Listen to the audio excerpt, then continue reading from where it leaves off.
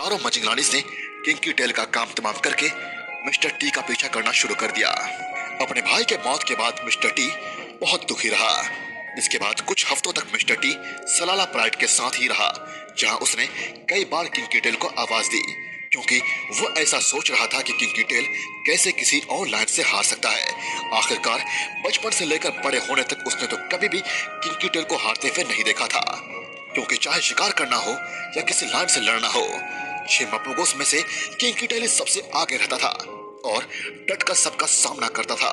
इसीलिए mister T को kinky tell पर भरोसा बहुत ज्यादा था।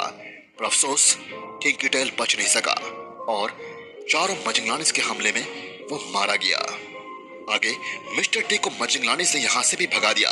इसके बाद वो वापस से अपने 4 भाइयों के पास आ गए। अक्सर ऐसा देखा जाता है कि जो लाइन कॉलेशन को छोड़कर चला जाता है उसे दोबारा कॉलेशन में एक्सेप्ट नहीं किया जाता, और चारों ने मिस्टर टी को एक्सेप्ट कर लिया। पर मिस्टर टी एक ऐसा शेर था जिसे हम सैटर्न के नाम से जानते हैं, क्योंकि उसकी मेंटालिटी एक शैतान की थी। और कॉलेज में वापस एक्सेप्ट होने के बाद मीटिंग करने के लिए वो अपने भाइयों के बच्चों को ही मारना शुरू कर दिया। उसने कुछ ही दिनों में 11 बच्चों को मार दिया, लेकिन इन सब के दौरान किसी की भी नजर उस पर कभी भी नहीं पड़ी। अगले कुछ ही महीनों में 2 और मपोगोस मारे गए, लेकिन इस वक्त भी साबी सैंड के वेस्टर्न एरिया में इन्हीं का राज था। पर फिर इसके कुछ ही समय बाद 4 लायंस का एक खतरनाक कॉलेशन जिसका नाम था सिलाटिस, और इनकी कई बार मपोगोस से झड़प भी हुई।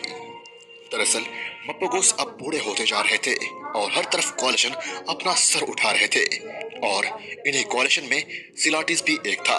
फिर 16 मार्च 2012 में 4 सिलाटिस ने मपोगोस के एरिया के काफी अंदर चले गए, और फिर वहां उन्होंने एक मपोगो को दबोच भी लिया। यह तो मिस्टर टी था, जो अपने इलाके की रखवाली करने के लिए ही इन चारों लाइन से लड़ने से भी पीछे नहीं हटा। यह बूढ़ा शेर अपनी जान देने को तैयार था, लेकिन अपना इलाका छोड़ने को बिल्कुल भी तैयार नहीं था।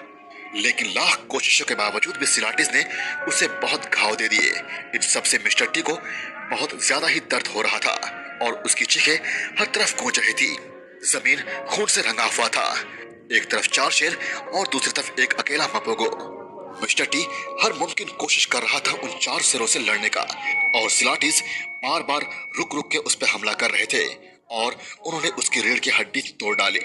रीढ़ की हड्डी टूटने के बावजूद भी मिस्टर टी शांत नहीं रह रहा था।